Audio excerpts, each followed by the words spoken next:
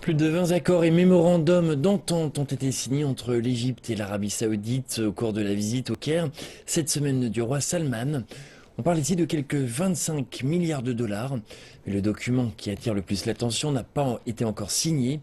Il concerne un pont qui relierait l'Égypte au royaume. Voyons ensemble l'intérêt d'un tel ouvrage pour les deux pays.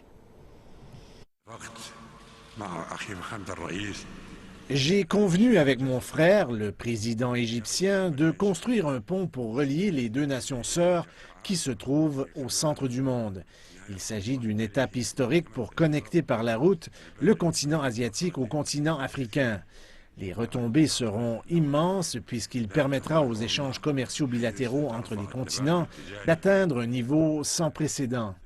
Cette annonce n'a pas manqué de surprendre. Il s'agit en effet d'un pont long de 25 km qui traversera la mer Rouge pour relier l'Asie à l'Afrique. Le pont ne servira pas seulement aux touristes, mais également aux camions, aux voitures petites et moyennes.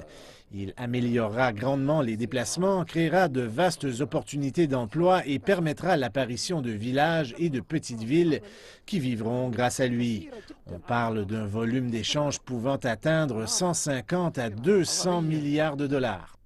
Un projet ambitieux qui, d'après les estimations, pourrait coûter plus de 6 milliards de dollars et nécessiterait 3 à 5 années de travail.